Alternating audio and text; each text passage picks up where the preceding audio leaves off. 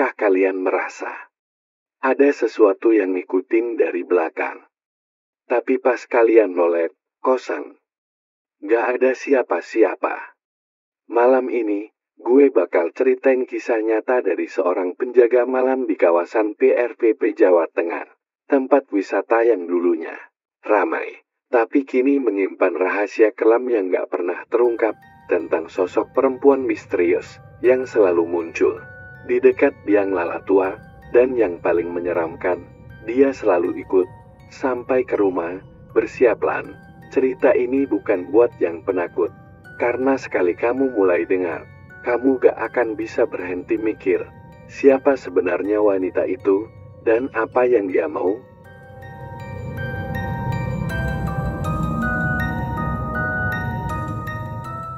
Namaku Bang Arif, usia 42 tahun, sudah 3 tahun terakhir ini, aku kerja sebagai penjaga malam di kawasan PRPP, Jawa Tengah. Ya beginilah hidup, waktu muda kerja serabutan, sekarang malah jagain tempat wisata yang udah mulai sepi.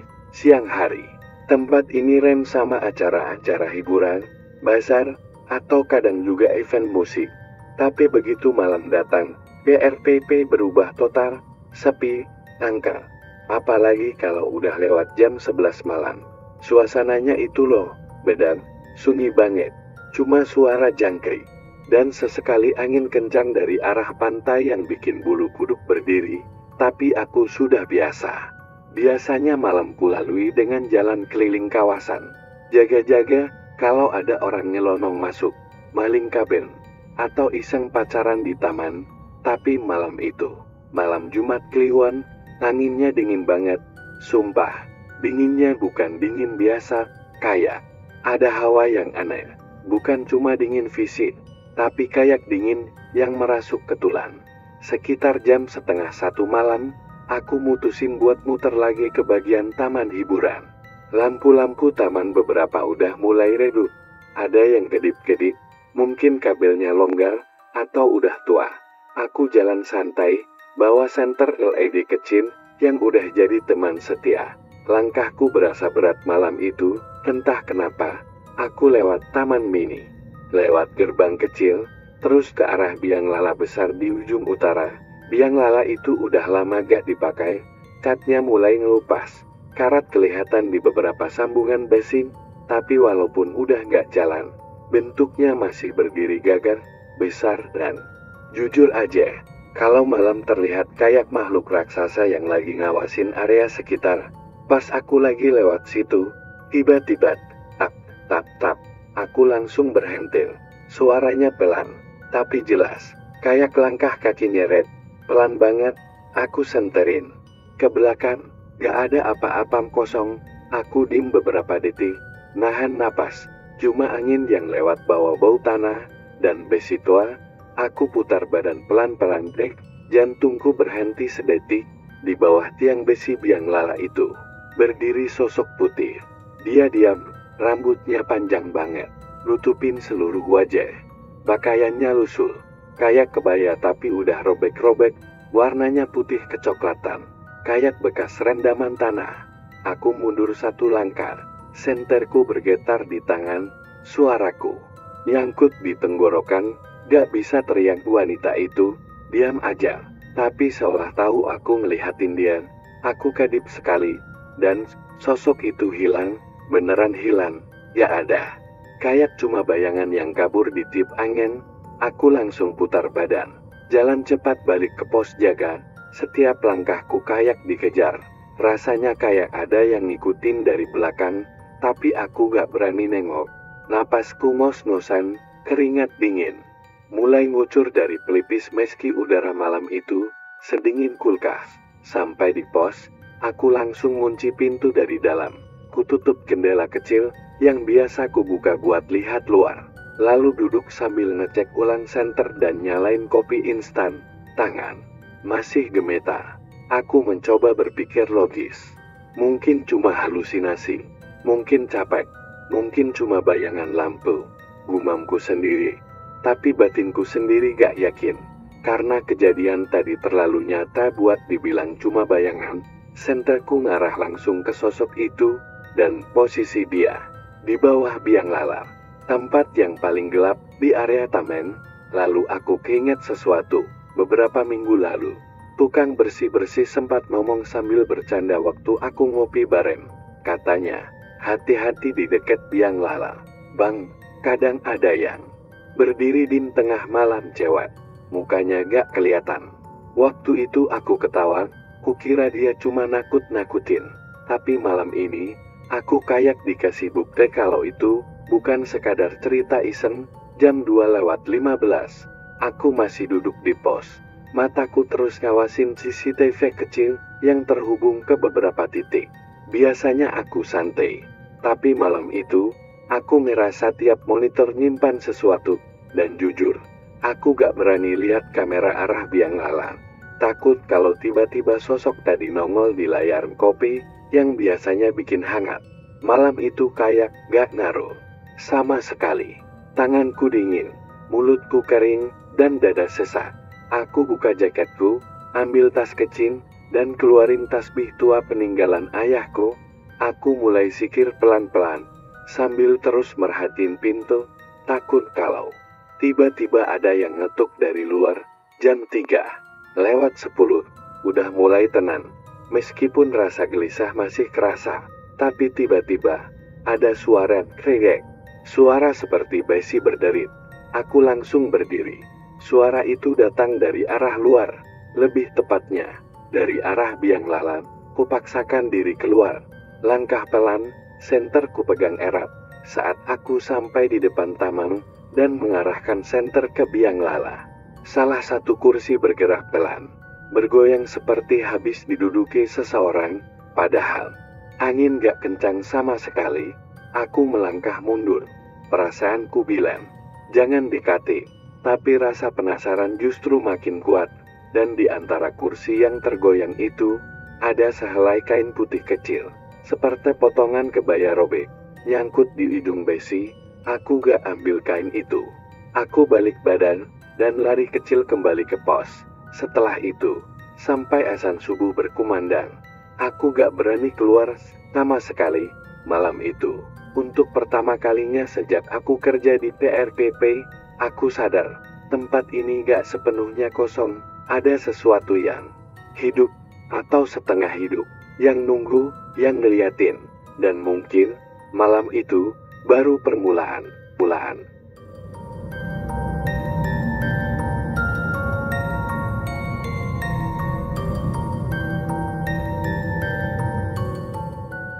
Sudah 3 hari lewat sejak kejadian malam Jumat itu, tapi sampai sekarang, rasa merindingnya belum hilang.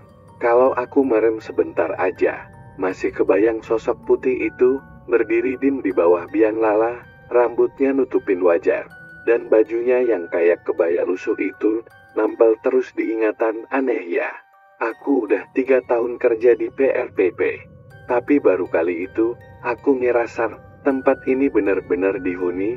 Hari ketiga, pas aku masuk kerja sore, aku ketemu Yoga, anak bagian IT yang jaga server dan CCTV. Dia lagi duduk di ruang kontrol kecil dekat pintu utama, sambil mantengin layar-layar monitor yang muter terus. Aku mendekat pelan sambil bawa 2 gelas kopi hitam sachet. "Yok, ngopi dulu lah. Mata lo bisa nyala sendiri tuh," kataku sambil ketawa kecil. Dia ambil gelas dan senyum. Tapi pas aku duduk dan mulai cerita soal malam itu, tentang sosok perempuan di bawah biang lala, ekspresi mukanya langsung berubah. Dia berhenti ngaduk kopi. Tatapanku serius. "Jam berapa lo lihat itu, Bang?" tanya dia pelan. "Kurang lebih jam 12:30, pas muter ke arah wahana. Ada suara langkah. Terus, waktu gue balik badan, dia udah berdiri aja di situ." "Serius ya, itu bukan bayangan." Yoga langsung buka folder rekaman malam itu. Dia tahu area mana yang kutuju, dan jam berapa aku patroli. Layar monitor di depannya penuh dengan jendela video dari berbagai sudut. Kita fokus ke kamera taman hiburan bagian utara, yang ngarah ke arah biang lala. Gue duduk makin dekat, deg-degan. Jantungku berdetak gak karuan. Rekaman muter cepat, lalu diperlambat pas jam menunjukkan pukul 0.32 menit. Di layar, Aku kelihatan jalan bawah senter sendirian, dan saat aku lewat bawah biang lala, terlihat jelas ada sosok perempuan berdiri di belakangku. Gue langsung kaku, senter di tanganku bergetar. Dia berdiri sekitar 2 meter di belakangku, gak gerak sama sekali. Pakaiannya putih, kebaya, lusuh, rambutnya panjang banget, nyapu lantai taman, nutupin semua mukanya. Aku yang di layar jalan terus, kelihatan noleh ke belakang. Dan pas aku molek, sosok itu langsung hilang dari kamera. Yoga menatap layar dengan mata membelalak. Dia geleng-geleng kepala pelan. Gila, Bang. Ini bukan yang pertama kali, bisiknya. Dia buka folder lain, terus klik rekaman dari bulan lalu. Lihat yang ini deh, tanggal 17. Pagi-pagi gue bersihin folder ini, tapi ada yang aneh. Katanya, rekaman lain diputar. Jam menunjukkan pukul 1.20 dini hari, kamera tetap di arah yang sama.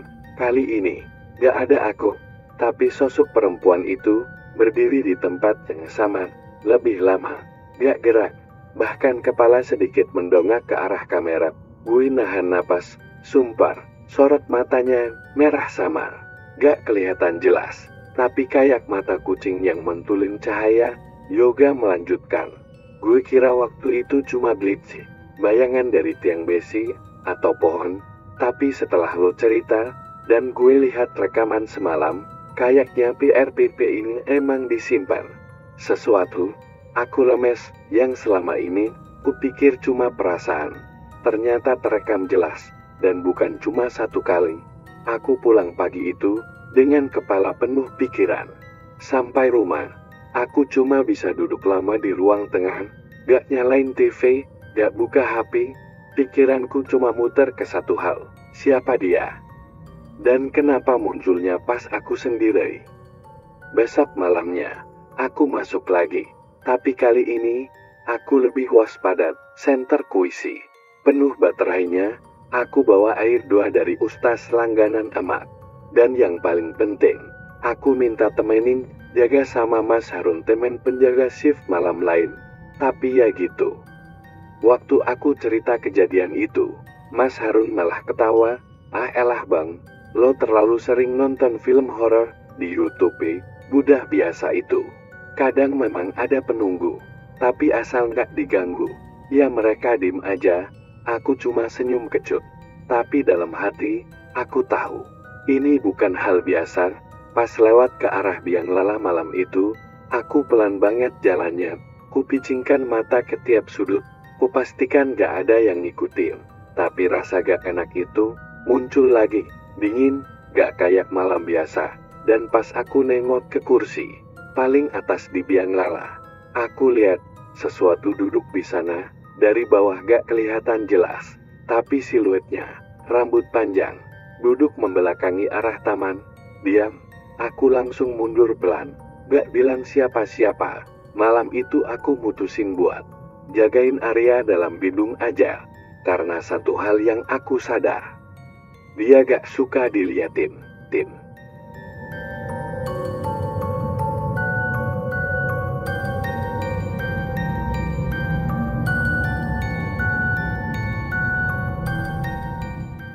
Sejak malam itu, aku mulai merasa, dia gak cuma muncul di PRPP, ada sesuatu yang lebih ganjil, lebih dekat. Malam-malamku gak pernah tenang lagi. Setiap kali aku balik dari kerja, aku ngerasa kayak ada yang ngikutin dari belakang. Gak kelihatan, tapi kerasa. Langkah kaki pelan, nafas halus, seolah ada satu sosok yang gak mau aku tinggalin dia sendirian di taman itu. Awalnya kupikir cuma halusinasi, tapi makin hari, rasanya makin nyata. Pernah suatu malam, aku baru sampai di tempat parkir motor yang ada di belakang bangunan pameran. Tempat itu gelap, cuma satu lampu kuning kecil yang menyala di pojok. Aku nyalain motor, pakai helm, lalu ngelirik spion sebelum berangkat, dan saat itu, aku lihat dia duduk di jok belakang. Diam, rambutnya panjang banget, menjuntai sampai ke knalpot. Mukanya gak kelihatan, tapi posisi duduknya jelas, nunduk bialah. Aku langsung rem mendadak sampai motor roboh. Aku jatuh ke tanah, dengkul lecet, tapi aku gak peduli. Langsung ku tengok ke jok belakang, kosong, motorku rebah. Lampunya masih menyala, tapi gak ada siapa-siapa. Tanganku gemetar waktu ku berdirikan motor. Suaraku kering, jantungku masih deg-degan, dan selama perjalanan pulang, aku merasa dia masih ada. Sesampainya di rumah, aku gak cerita apa-apa ke istriku, tapi dari sorot matanya, dia udah curiga. Apalagi waktu aku diam aja di ruang tamu. Duduk, keringatan padahal udara dingin. Pak, kamu kenapa sih akhir-akhir ini? Mukamu pucat terus, makan juga susah, kerjaanmu gak kena. Istriku tanya sambil naruh teh hangat. Aku cuma jawab pendek, capek aja, Bu, tapi aku gak bisa terus bohong. Sampai akhirnya, anakku yang baru kelas 2 SD bilang sesuatu yang bikin leherku langsung dingin. Waktu itu hari Minggu pagi, aku masih duduk di teras, ngopi pelan. Anakku keluar sambil bawa bonekanya, terus bilang, Pak, tadi malam ada tante-tante di depan jendela kamar. Dia rambutnya panjang banget. Dia bilang, mau ikut pulang sama Bapak Bek. Kopiku langsung tumpah, tanganku gemetar. Apa tante? Tanyaku gugup. Iya, Pak. Dia dim aja di luar jendela, terus senyum. Tapi senyumnya gak kena. Jawab anakku polos. Aku langsung masuk ke kamar, periksa jendela. Dari luar, jendela itu langsung menghadap ke gang kecil, samping rumah, dan di tanah ada bekas jejak kaki basah. Padahal gak hujan semalaman. Aku panggil istriku, tunjukin itu. Dia cuma bisa terdiam, wajahnya langsung tegang. Malam itu juga, kami tidur bertiga di satu kamar. Tapi tetap aja, aku gak bisa tidur. Malam makin larut, dan suara dari dapur terdengar aneh. Krek, krek, krek. Suara kayak sendok jatuh, lalu suara kursi digeser. Padahal semua lampu udah dimatikan, dan gak ada siapa-siapa di sana. Aku beranikan diri keluar kamar, langkahku pelan, pegang gagang sapu basi. Tapi begitu aku nyalain lampu dapur, semua normal. Cuma satu yang bikin aku gak bisa ngelupain malam itu. Di meja makan, ada helaian rambut panjang, diletakkan melintang di atas piring hitam, kasar dan dingin. Waktu ku sentuh, pagi harinya, aku langsung telepon Ustaz Ghazali, tetangga 2 gang dari rumahku. Beliau memang sering bantu warga yang rumahnya diganggu makhluk halus. Suaranya tenang di telepon, tapi setelah aku cerita semuanya, dia langsung bilang, Bang Arif, insya Allah saya datang pada maghrib nanti. Tapi dari sekarang, jangan tinggalin rumah sendiri. Ya, sosok itu udah nempel. Dia bukan cuma ganggu, tapi kayaknya udah milih jenengan sebagai pengganti sesuatu. Aku bingung, pengganti apaan, Ustaz? Tapi Ustaz cuma jawab, nanti saya jelaskan langsung. Yang penting, jangan sampai terpancing takut, karena itu yang dia mau. Maghrib datang, Ustaz Ghazali pun tiba dengan 2 orang temannya. Mereka masuk rumah dengan bacaan doa, kemudian keliling beberapa ruangan sambil menaburkan garam kasar dan air ruqyah. Sampai di kamar tidur, Ustaz berhenti dan berkata pelan, di sini dia sering berdiri, di dekat jendela. Dia gak suka sama suara dor, tapi dia belum pergi. Kami semua diam, dan malam itu, Ustaz Ghazali menaruh 1 botol kecil berisi air gua di pojok ruangan, tepat di bawah jendela kamar. Katanya, kalau malam nanti ada suara aneh, jangan dijawab, jangan buka pintu, jangan bicara apapun. Aku mengangguk, tapi sekitar jam 2 dini hari, saat aku lagi setengah sadar tidur, ada ketukan pelan di jendela kamar. Tok, tok, tok. Aku membuka mata perlahan. Istriku juga terbangun, napasnya tertahan. Ketukan itu terdengar lagi. Lalu, ada bisikan pelan dari luar. Aku cuma mau ikut pulang. Aku tutup mata rapat-rapat, peluk anakku, dan komat-kamit baca ayat kursi. Keringat dingin membasahi leherku. Aku gak berani gerak. Dan bisikan itu pelan-pelan hilang. Subuh datang. Dan untuk pertama kalinya, aku sadar, sosok itu bukan cuma gangguan, dia udah ngikutin aku, bahkan sampai rumah.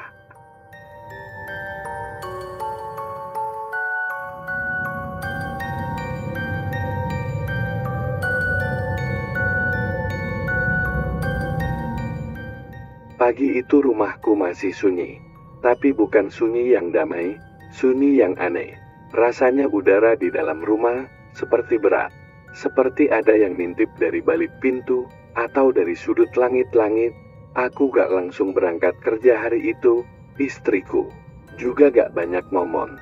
Tapi aku bisa lihat dia gelisar, anakku. Pagi itu mendadak demam, panasnya tinggi dan dia terus ngoceh dalam tidur. Jangan di sini, tante rambut panjang, jangan ajak bapak. Aku langsung telepon Ustaz Gosali. Ustaz, anak saya panas tinggi, terus ngoceh aneh-aneh soal tante rambut panjang.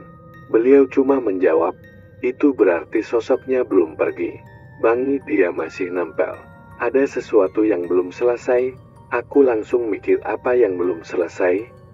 Lalu aku keingat malam pertama aku lihat sosok itu, berdiri di dekat biang lala tua yang gak pernah dipakai lagi. Entah kenapa, aku ngerasa jawabannya ada di sana sore itu. Sebelum maghrib, aku nekat balik ke PRPP. Aku datangi area taman hiburan, langsung menuju arah biang lala tua yang udah karatan. Udara di sekitar sana dingin, angin laut seolah berhenti, langkahku berat. Tapi aku jalan terus. Waktu aku mendekat ke bawah rangka biang lala itu, bau wangi bunga melati langsung menyergap hidungku. Wangi yang gak alamin, wangi yang seram. Aku lihat tanah di sekitar situ kayak bekas digali. Ada jejak-jejak samar yang seperti dilapisi debu karat dan pasir. Di salah satu tiang penyangga, aku nemu potongan kain kebaya sobek, warnanya merah, kusam, dan yang bikin bulu kudukku langsung berdiri di sela sambungan besi. Aku lihat gumpalan rambut panjang, hitam, dan masih basah. Tanganku refleks mundur. Tapi angin tiba-tiba berhembus kencang dari arah belakang, dan aku dengar suara samar, seperti bisikan, "Dia dikubur di sini." Aku langsung menoleh, tapi gak ada siapa-siapa. Dengan tangan gemetar, aku ambil kebaya dan rambut itu, masukin ke dalam kantong plastik, lalu buru-buru pulang. Aku yakin, ini bukan sekadar potongan kain dan rambut, ini milik dia. Sesampainya di rumah, Ustaz Gosali udah nunggu di depan. Wajahnya langsung serius waktu lihat kantung yang kubawa ini. Yang saya temuin di bawah biang lala, kataku pelan. Beliau buka kantongnya perlahan, dan saat kain kebaya itu disentuh, lampu rumah langsung redup, dan angin dingin masuk dari jendela yang tadinya tertutup rapat. Ini bukan sekadar kain. Ini adalah bagian dari peninggalan terakhir seseorang yang wafat tidak wajar, ucap Ustaz sambil menutup kantong itu lagi. Lalu beliau duduk dan mulai bercerita. Dulu, sekitar tahun 90-an, sebelum PRPP direnovasi besar-besaran, sempat ada kasus hilangnya seorang gadis penjaga tiket wahana biang lala. Namanya Raras. Kata warga sekitar, dia terakhir terlihat malam-malam sendirian bersih-bersih di bawah wahana, tapi setelah itu, hilang. Gak ada kabar, gak ada jasad. Orang tuanya sempat pasang poster, tapi gak ada hasil. Setahun kemudian, ada pekerja bangunan yang katanya lihat wanita kebaya merah berdiri di atas gondola biang lala yang udah gak jalan. Tapi setiap dikejar, hilang. Aku mendadak gemetar. Jadi, yang saya lihat itu Raras. Ustaz Gosali mengangguk pelan. Bisa jadi, tapi sosok yang muncul sekarang bukan lagi Raras yang dulu. Dia sudah berubah, mungkin karena caranya meninggal, atau karena rasa dendam yang belum selesai. Aku menunduk, mencoba mencerna semuanya, dan yang bikin aku makin ngeri, Ustaz bilang, kalau dia udah milih ikut kamu pulang, itu artinya kamu mirip seseorang di masa lalunya. Entah pacarnya, atau orang yang pernah bikin dia sakit hati. Aku kaget, aku gak pernah kenal Raras. gak pernah kerja di PRPP zaman dulu. Tapi entah kenapa, sosok itu nempel sama aku. Gustas menyarankan satu hal, kebaya dan rambut itu harus dikembalikan ke tempat asalnya. Tapi dengan cara yang benar, harus ada doa, harus ada pengantar, dan dilakukan pada malam Jumat. Karena katanya, malam itulah sosok itu paling aktif. Malam pun datang lagi. Aku cuma duduk diam di ruang tengah, di samping kantong plastik berisi kain dan rambut itu. Istriku udah ngaji dari sore. Anakku mulai reda demamnya. Tapi suasana rumah terasa gak wajar. Setiap beberapa menit, kami dengar suara dari atap. Duk, duk, duk. Kayak ada yang jalan pelan di atas jinten. Lalu jam 1 malam, suara dari dapur terdengar lagi. Krek, krek, krek. Kak Ustaz Ghazali datang tepat waktu. Dia bawa kendi berisi air ruqyah, garam, dan satu gulungan kain kafan kecil. Kami duduk mengelilingi kantong plastik itu. Lalu Ustaz mulai membacakan doa pelan-pelan. Tiba-tiba, lampu rumah padam total. Gak ada suara, kecuali bacaan doa Ustaz yang makin keras. Dan dari arah jendela ruang tamu, ada suara tangisan wanita, pelan, tapi perih. Aku gak mau di sini, aku cuma pengen pulang. Tangis itu bikin air mataku netes. Aku gak tahu kenapa, tapi rasanya seperti dia bukan sekadar hantu. Dia seperti seseorang yang tersesat dan kelamaan di dunia ini.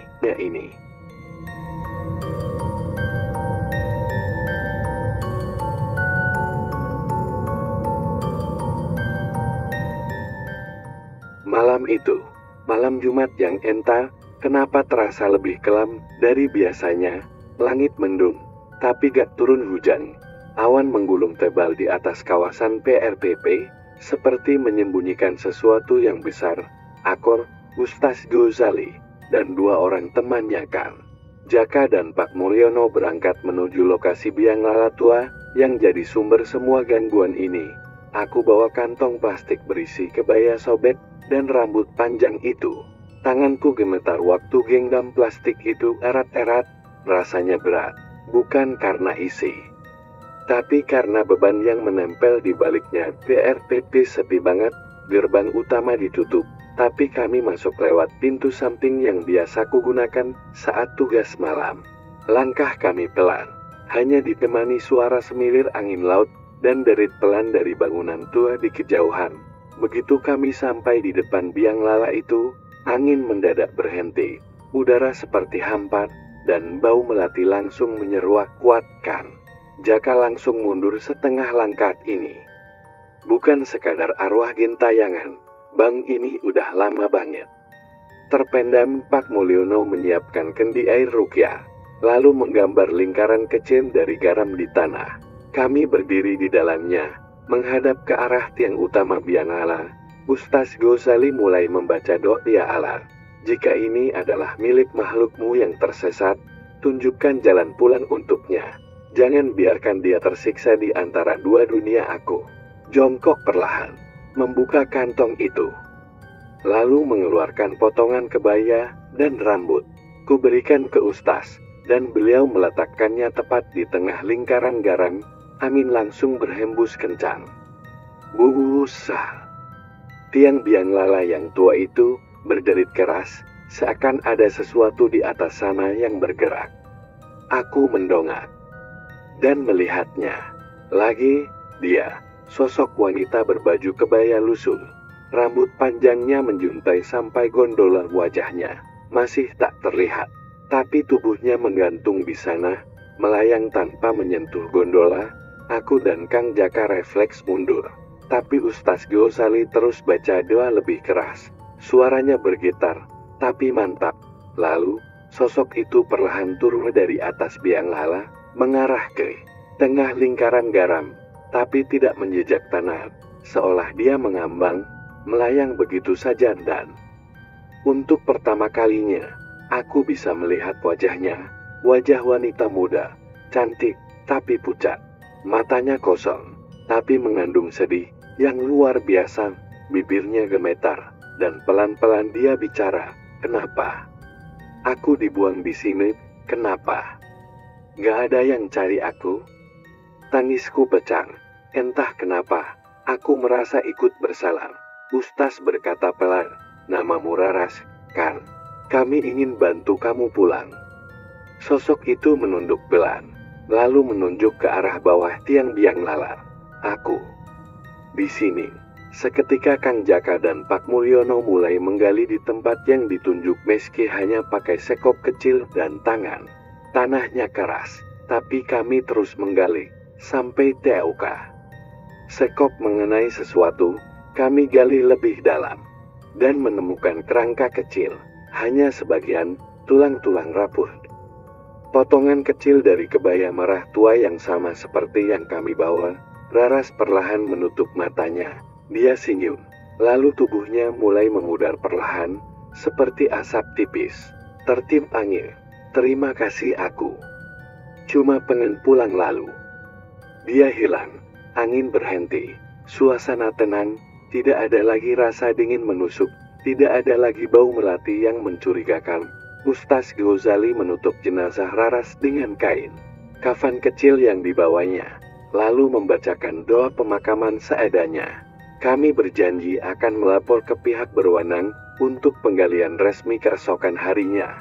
Malam itu, aku gak merasa takut, tapi hati ini berat.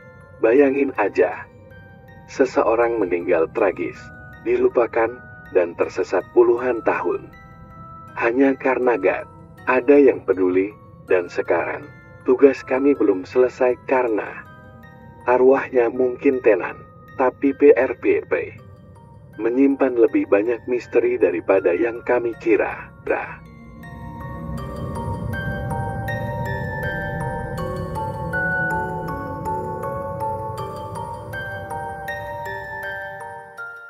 Aku pikir semua bakal tenang setelah malam itu, setelah arwah Raras dilepaskan, biang lala dibersihkan, dan laporan sudah kami buat ke pihak pengelola kawasan PRPP.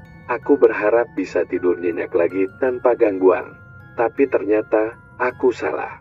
Besar, 2 malam setelah penggalian, gangguan justru berpindah ke rumahku. Malam itu aku lagi duduk di teras, ngerokok habis makan malam. Istriku udah tidur, anak-anak juga. Angin semilir, suara jangkrik samar. Tiba-tiba, lampu teras kelap-kelip. Sendiri, aku pikir cuma lampunya longgar. Tapi pas aku berdiri, nyamperin, malah mati total, gelap. Ini pasti MCB, pikirku sambil balik masuk ke dalam buat periksa. Tapi sebelum masuk ke dalam rumah, ada suara pintu lemari di dapur yang kebanting keras. Aku langsung berhenti di ambang pintu, nafasku berat. Siapa itu? Tanyaku, sambil berusaha tenang, tapi cuma sunyi. Aku ambil senter kecil dari gantungan kunci dan jalan pelan ke dapur. Saat cahaya senternya menyapu ruangan, ada wanita berdiri di pojok dapur, pakai kebaya merah, rambut panjang tergerai basah, wajahnya pucat, matanya hitam pekat. Dia berdiri di pojokan, membelakangiku. Aku mau lari, tapi kakiku lemas, tanganku gemetar pegang senter. Aku mundur pelan-pelan, pelan banget, tapi tiba-tiba, Bang Arif, suaranya lirih, pelan, tapi jelas banget. Itu bukan suara Raras, suaranya lebih berat, lebih dalam, dan lebih marah. Wanita itu pelan-pelan berbalik, wajahnya hancur separuh, kayak terbakar, mata kanannya bolong, dan di pipinya ada bekas luka sobekan panjang, darah menetes dari ujung dagunya. Aku langsung teriak, astagfirullah. Istriku kebangun, lari keluar kamar. Dan kenapa? Bang Arif. Tapi pas dia nyamperin, wanita itu udah hilang, gak ada apa-apa di dapur. Cuma senterku jatuh, dan aku terduduk di lantai, keringat dingin bercucuran. Semalaman aku gak bisa tidur. Aku duduk di ruang tamu, ngeliatin pintu dan jendela. Istriku nemenin. Walau dia juga ketakutan, pagi harinya, aku langsung telepon Ustaz Ghazali. Ustaz, rumah saya diganggu lagi.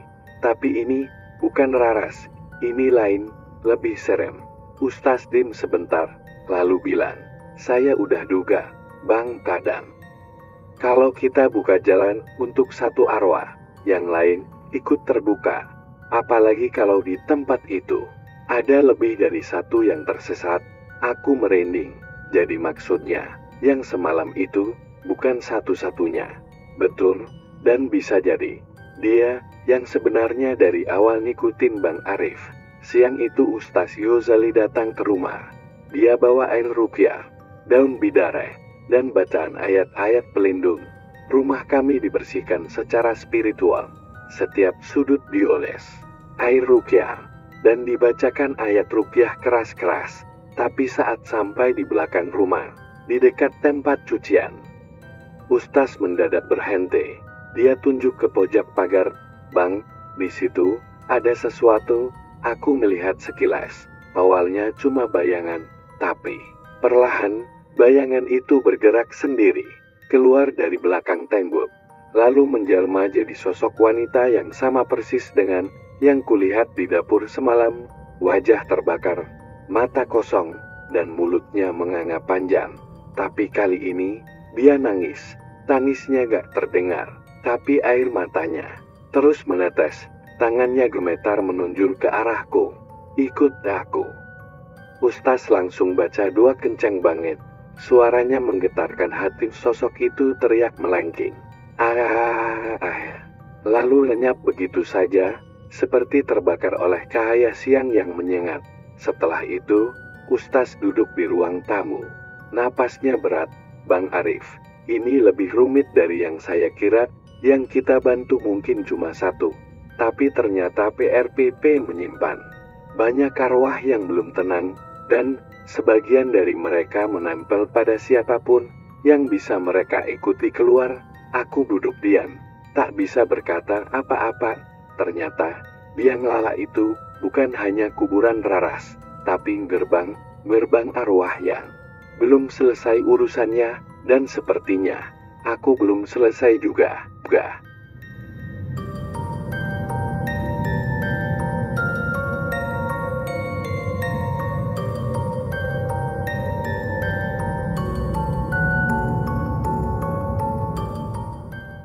2 hari setelah kejadian di rumah, aku masih belum berani balik jaga malam di PRPP.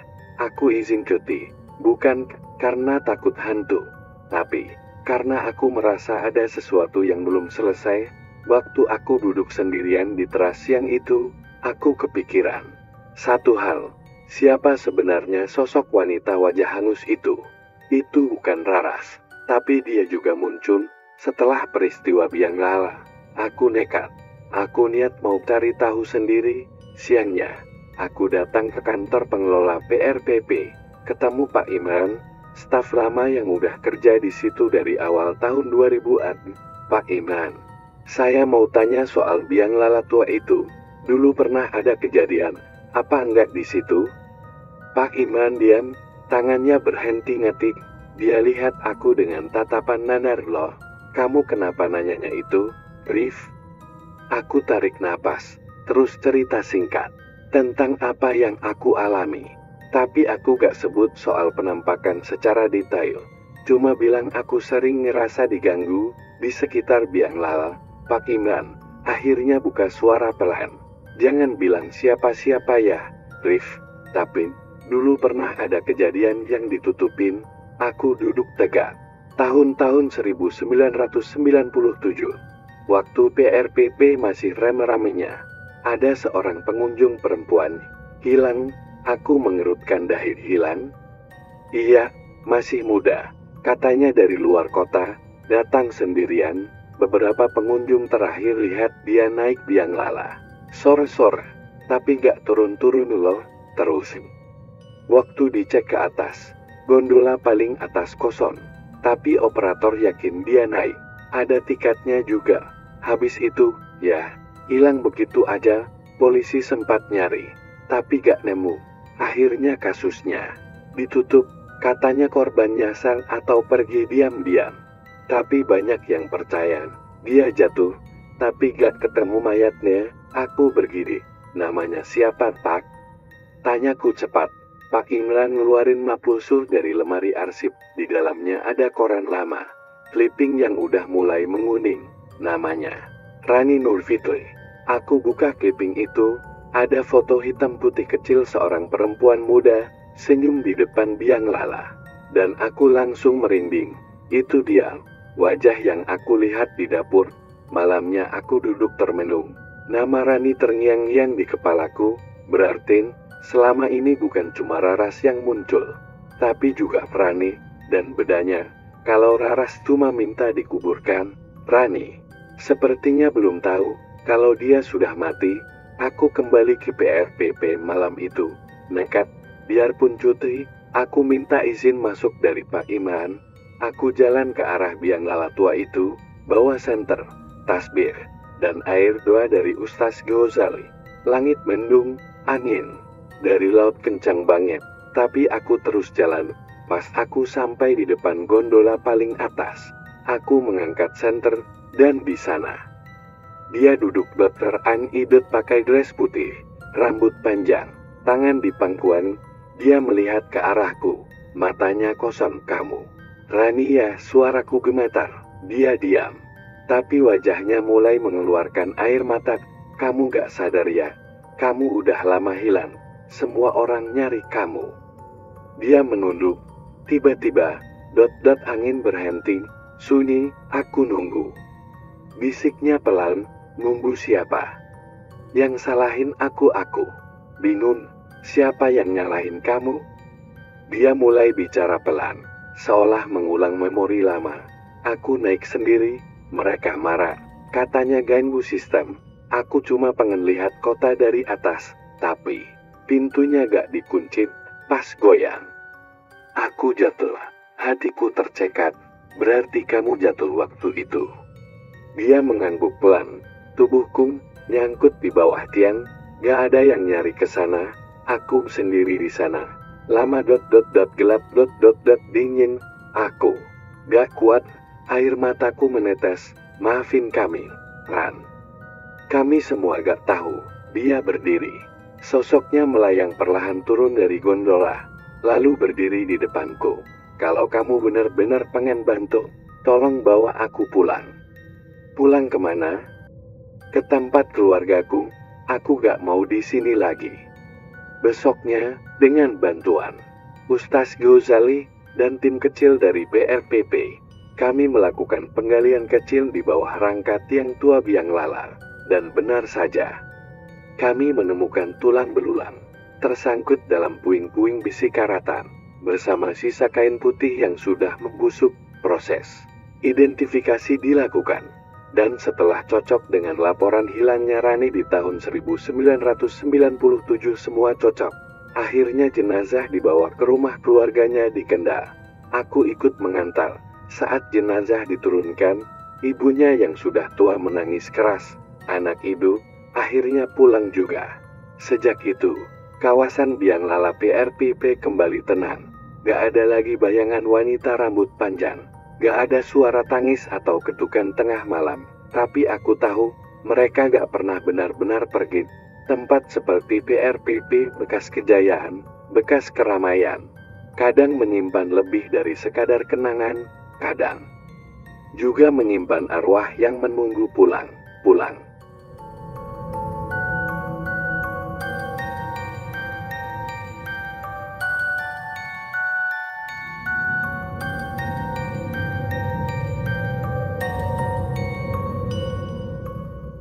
Setelah kejadian itu, kawasan biang lala PRPP jadi lebih tenang.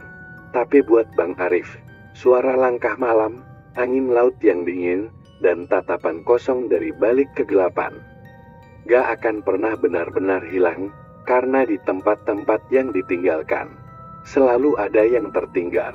Terima kasih udah dengerin cerita ini sampai akhir. Tapi ingat, jangan pernah remehkan tempat yang kelihatannya kosong. Bisa jadi kamu gak sendirian. Kalau kalian suka cerita ini, jangan lupa like, share, dan subscribe.